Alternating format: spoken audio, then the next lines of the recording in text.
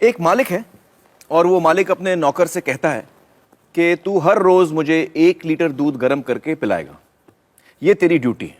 तो नौकर रोज 1 लीटर दूध पिलाता था। कुछ दिन बाद नौकर जो है उस दूध में से 1/4 लीटर दूध खुद पी जाता था और बाकी दूध में पानी मिला के मालिक को पिलाता था। फिर कोई मालिक से शिकायत करता है कि साहब ये जो नौकर आपने रखा है ये दूध में गड़बड़ करता है। तो मालिक ने कहा अच्छा ऐसा है क्या, और उसने नौकर की निगरानी के लिए एक और नौकर रखा। अब 2 नौकर हो गए, तो दोनों नौकरों ने 1/4 लीटर दूध खुद पीना शुरू किया और बाकी दूध में वो पानी मिला के मालिक को पिलाते थे। कुछ दिन बाद फिर मालिक को कुछ लोगों ने कहा कि आपके ये 2 नौकर जो हैं वो दूध में पानी मिला के पिला रहे हैं आपको। तो उसने कहा अच्छा ऐसा है। तो उसने एक और नौकर रखा, बोला इन दोनों पे निगरानी रखो। अब 3 नौकर हो गए, तो तीनों 1/4 लीटर दूध पीते थे, मालिक को 1/4 लीटर दूध में पानी मिला के पिलाते थे। मालिक की तबीयत भी थोड़ी कमज़ोर होने लगी, थोड़ा वीक हो गया वो। फिर किसी ने कहा कि आपका स्वास्थ्य बड़ा गड़बड़ हो गया है, आप तो बहुत कमज़ोर होते जा रहे हैं, ये नौकर आपके बड़ा गड़बड़ कर रहे हैं। तो उसने बोला अच्छा ऐसा हो रहा है क्या। तो उसने एक और नौकर रखा, बोला इन तीनों पे निगरानी रखो कि ऐसा ना हो। अब जब 4 नौकर रख लिए तो दूध तो 1 ही लीटर था। थोड़े दिन ठीक मिला, फिर चारों नौकर मिल गए और दूध पीने लग गए। अब मालिक को क्या पिलाएं। तो वो क्या करते थे कि जब मालिक सो जाता था तो जो दूध पे थोड़ी मलाई जमती है ना ऊपर, वो मलाई लेके मालिक की मूंछ पे लगा देते थे। सुबह मालिक उठ के कहते कि बड़ी भूख लग रही है, तुम लोगों ने रात को दूध नहीं पिलाया। तो कहते नहीं नहीं मालिक पिलाया, आपका हाजमा खराब है, आपकी तबीयत ठीक नहीं है। वो कहता क्यों कैसे। और फिर वो मालिक को आईना दिखाते, कहते ये देखिए साहब अभी भी प्रूफ है। कौन सा प्रूफ है। आपके मूंछ पे देखिए मलाई जमी हुई है। तो अब मुझे बताइए दोस्तों कि ये कहानी है या हकीकत। हकीकत है। तो इसमें मालिक कौन है और नौकर कौन है। हाँ आप बताइए। इसमें मालिक जो है जनता है और नौकर जो है वो सरकार है। हाँ बिल्कुल सही पहचाना आपने। आप लोगों ने भी ये बात पहचान ली थी। दोस्तों अब मुझे बताइए कि ये जो बड़े बड़े घोटाले होते हैं देश में और जो पैसा लूटा जाता है वो किसका पैसा जाता है। हाँ हाँ आप बताइए। सरकार का। सरकार का पैसा जाता है। लेकिन सरकार के पास ये जो पैसा आता है वो आता कहां से। हाँ हाँ बताइए। टैक्सेस। बिल्कुल सही, टैक्सेस से। अच्छा आप में से कितने लोग हैं जो टैक्स नहीं भरते। जरा संभाल के जवाब दीजिएगा, इनकम टैक्स डिपार्टमेंट देख रहा है ये शो। बताइए आप में से कितने ऐसे हैं जो टैक्स नहीं भरते।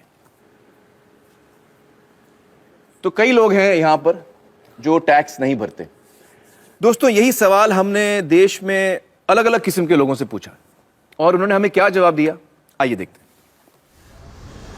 हैं। आप टैक्स भरते हैं। टैक्स किस बात का। टैक्स मेरे इतना इनकम ही नहीं है कि मैं टैक्स भरूंगा। यहाँ कमाने खाने को तो पूरा नहीं पेट भरता, कहाँ से टैक्स भरूंगा साहब। टैक्स इतनी कमाई नहीं होती टैक्स कहाँ से दूंगा। बैंड वाले हमको क्या पता है कि टैक्स क्या होता है। किसका टैक्स चाहिए आपको। आप टैक्स भरते हैं। किस चीज का टैक्स मतलब हम टैक्स नहीं भरते। सर ड्राइवर आदमी हो, 10,000 का नौकरी कर रहे हो, उसमें टैक्स क्या भरे।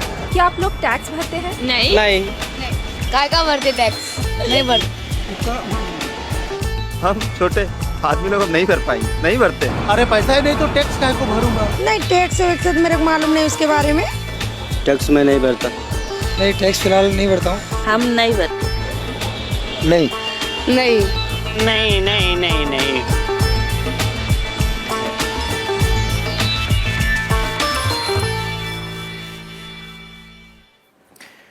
दोस्तों हमारे साथ इस वक्त है यामिनी अय्यर जी, जो accountability initiative centre for policy research इस नाम की संस्था के साथ जुड़ी हुई हैं। यामिनी जी बहुत बहुत शुक्रिया हमारे साथ जुड़ने का। मुझे बताइए कि इन सारे लोगों का कहना है कि ये टैक्स नहीं भरते, ये बात कितनी सही है कितनी गलत है। बिल्कुल गलत। इस वीडियो में सारे लोगों ने टैक्स भरा है। कैसे। आमिर आप मुझे एक बात बताइए, आपके पास मोबाइल फोन तो होगा। जी। खरीदा था खुद। नहीं मैंने मैनेजर ने लिया था मेरे लिए। हाँ। यहाँ पे किसी ने तो अपना मोबाइल फोन खरीदा होगा। मोबाइल फोन के जो बक्से के पीछे वो पर्ची है उसको ध्यान से देखा था। उस पे क्या लिखा हुआ है, इंक्लूसिव ऑफ टैक्सेस। तो जब मोबाइल फोन खरीदा तो आपने भी टैक्स दिया, सभी ने टैक्स दिया। और जब मोबाइल फोन का बिल भी भरते हैं तो उस पे भी टैक्स देते हैं। लेकिन हर आदमी तो मोबाइल फोन नहीं खरीद पाता। मोबाइल फोन को छोड़िए, अगर आप सोचें आपके रोज की जिंदगी में सुबह से लेकर शाम तक जिन सभी चीजों का आप प्रयोग करते हैं वो कहीं से आपने खरीदा तो टैक्स दिया। टूथपेस्ट खरीदा, टैक्स भरा। ब्रश खरीदा, टैक्स भरा। कोम खरीदा, टैक्स भरा। खाने पीने की चीजों पर भी टैक्स पड़ता है। जो कुछ भी पैकेज से आपने खरीदा, चिप्स खरीदा, पैकेज नमक खरीदा या चीनी खरीदा, उस पे टैक्स। दाल खरीदी, उस पे टैक्स। चाय की पत्ती, उस पे टैक्स। तो हर चीज पे टैक्स लगता ही है। जब सभी ने कहा यहाँ पे कि उन्होंने टैक्स नहीं भरा, उनके मन में एक ही सोच था, मेरी आमदनी नहीं है या शायद कम है, जिसकी वजह से मैंने अपना इनकम टैक्स नहीं भरा। बट असल में दो टाइप के टैक्स होते हैं, एक डायरेक्ट टैक्स जिसका एक उदाहरण है हमारा इनकम टैक्स, और दूसरा इनडायरेक्ट टैक्स। और अगर इन आंकड़ों को ध्यान से देखोगे तो पता लगेगा कि ये जो 1/3 टैक्स केवल ही वो है जो हमारी डायरेक्टली इनकम टैक्स वगैरह से सरकार में आपका पैसा पहुंचता है। जी जी जी। बाकी जो टैक्स है, जो बड़ा हिस्सा है वो अपने इनडायरेक्ट टैक्स से आता है। जो चीजें हम खरीदते हैं सबसे ज्यादा वहां से आता तो है। 2/3 वहां से आता है। बिल्कुल, सुबह से लेकर शाम तक टैक्स भरते रहते हैं हम। तो इसका मतलब ये हुआ कि हर हिंदुस्तानी, चाहे वो गरीब आदमी हो, अमीर आदमी हो, टैक्स भरता है। बहुत बहुत शुक्रिया यामिनी जी हमसे बातचीत करने का। Thank you so much. Thank you. तो दोस्तों, अब मैं दोबारा आपसे पूछना चाहता हूं कि जब देश में कोई घोटाला होता है और कोई भ्रष्ट नेता या भ्रष्ट अधिकारी सरकार का पैसा लूटता है, तो वो असल में किसका पैसा होता है? हम सब का पैसा जाता है, हम सब का जाता है। बिल्कुल सही।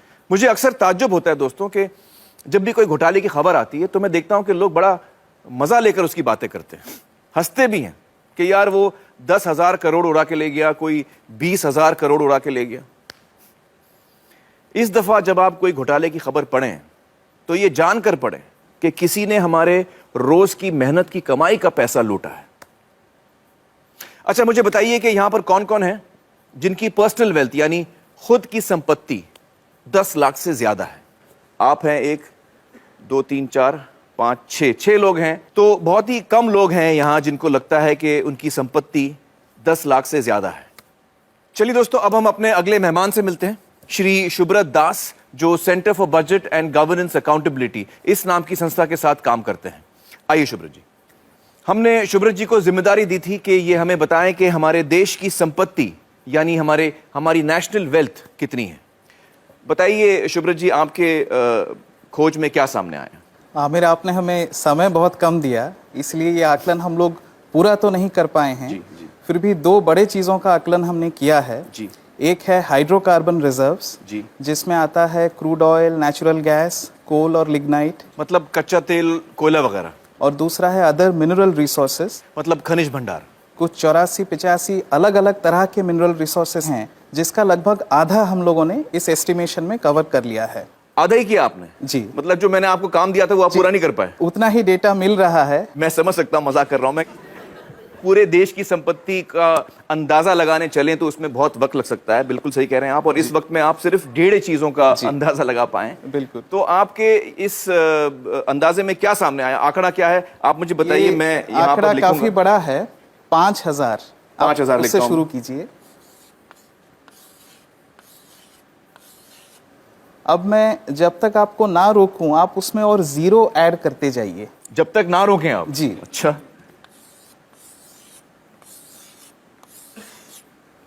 कुछ और जीरोस लगाइए। तो ये तो बोर्ड खत्म हो गया शुभ्रत जी।